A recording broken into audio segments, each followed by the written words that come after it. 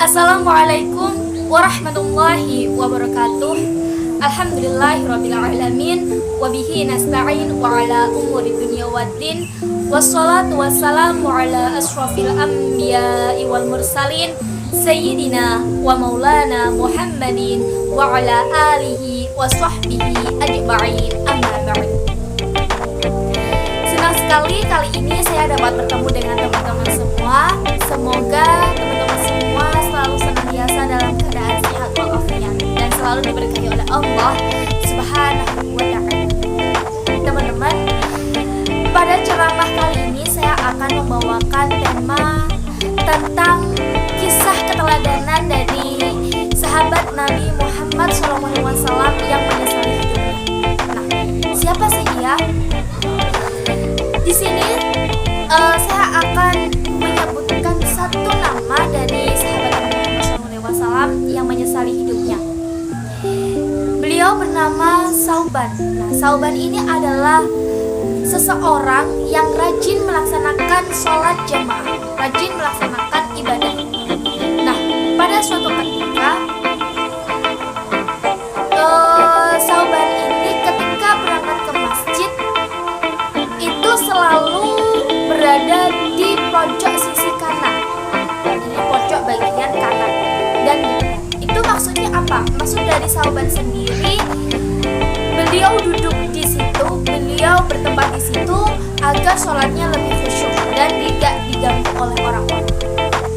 Nah, pada suatu ketika pada waktu melaksanakan sholat subuh, Nabi Muhammad tidak melihat Sauban ini. Kemudian Nabi Muhammad SAW menanyakan keberadaan dari Sauban kepada sahabat-sahabatnya. Di mana Sauban? Kok Sauban tidak kelihatan? Nah, sebegitunya Nabi Muhammad perhatian kepada sahabat-sahabatnya, apalagi dengan kita yang umatnya dari Nabi Muhammad SAW. Hingga kemudian keberadaan atau rumah dari Sauban sendiri itu diketahui oleh Nabi Muhammad SAW. Kemudian Nabi Muhammad beserta rombongan bergegas menuju ke rumahnya Sauban. Nah, ternyata setelah Nabi Muhammad SAW ini menapaki jalan yang dituju Sauban menuju ke masjid, ternyata memakan waktu 3 jam dari rumahnya menuju ke masjid. Masya Allah, itulah Sauban. Coba kalau kita teman-teman, rumah kita yang di samping masjid, rumah kita yang di samping musola, boro-boro pergi ke musola dalam waktu 5 waktu sholat, 1 waktu sholat saja kita jalan. Mungkin kita akan naik masjid, mungkin kita akan pergi ke masjid pada waktu melaksanakan sholat tarawih. Itu saja permulaan dan akhiran saja. Kalau pada sahabat Nabi ini berbeda, teman-teman. Sauban ini menempuh jalan selama 3 jam. Bayangkan kalau subuhnya jam 4, berarti Sauban menuju ke masjid itu jam berapa? Jam 1 kira-kira. Nah, Masya Allah, itulah kisah dari sahabat Nabi. Selanjutnya pada waktu Nabi Muhammad menuju ke rumahnya, kemudian dibukakanlah pintu oleh istrinya Sauban. Kemudian Rasulullah bertanya, "Di manakah Sauban?" Kemudian istri dari Sauban menjawab, "Sauban, beliau telah meninggal. Beliau telah wafat ya Rasul." Rasulullah kaget. Terus Rasulullah kemudian bertanya, "Apa tanda-tanda yang diberikan oleh Sauban yang kamu lihat?" Kemudian istri dari Sauban itu menjawab kembali, "Saya tidak melihat tanda-tanda yang menarik pada Sauban, pada suami saya, kecuali ada 3 hal." Ya, Rasulullah kembali bertanya, "Apakah itu 3 hal tersebut?" Kemudian istrinya menjelaskan dalam bahasa Arab yang artinya, yang pertama, mengapa tidak lebih jauh lagi? Mengapa tidak lebih jauh lagi? Kemudian yang kedua, mengapa tidak yang baru? Terus yang terakhir,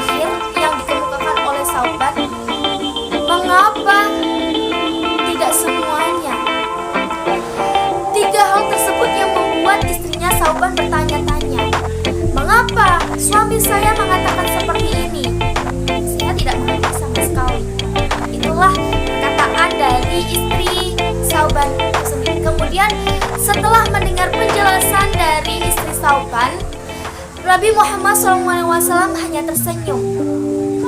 Kemudian dijelaskanlah bahwa yang pertama, mengapa tidak lebih jauh lagi setelah Sauban meninggal dunia, kemudian semua amal perbuatannya diperlihatkan semuanya.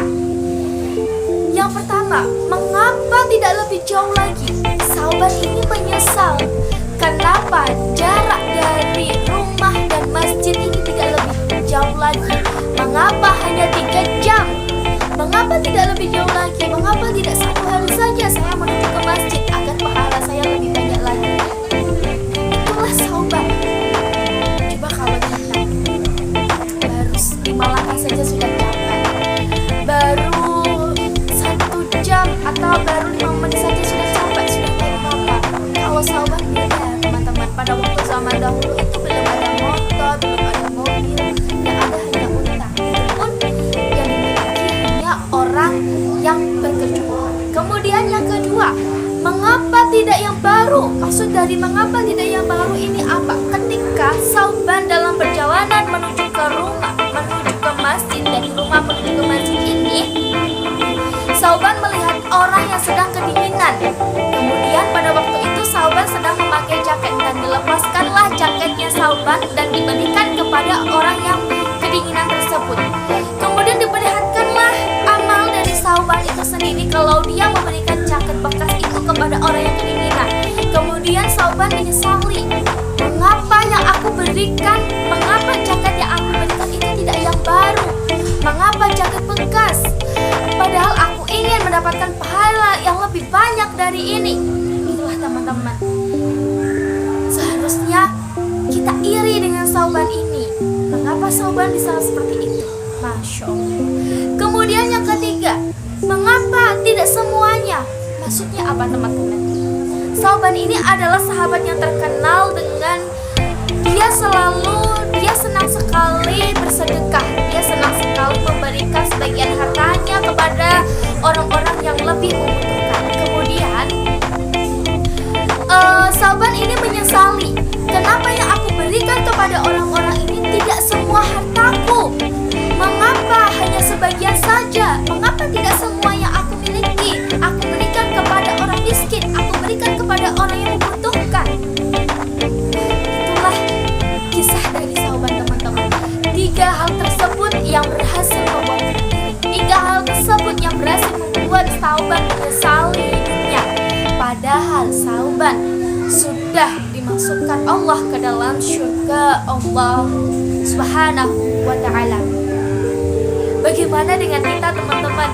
Bagaimana dengan kita yang di zaman ini sudah serba kecukupan, semuanya serba mudah, mau pergi ke masjid sudah ada sepeda motor, tetapi apa yang di masjid hanya 1 soft, hanya 2 soft, bahkan teman-teman jarang pergi ke masjid. Kita seharusnya iri dengan Sauban ini. Kita seharusnya ingin meneladani kisah Sauban. Semoga setelah mendengar cerita dari saya tentang kisah keteladanan dari Sauban, teman-teman tergugah supaya teman-teman bisa mengikuti jejak dari sahabat Nabi Muhammad SAW yang bernama Sauban. Sekian dari saya, semoga bermanfaat. Akhirul kalam, assalamualaikum warahmatullahi wabarakatuh. Sampai jumpa.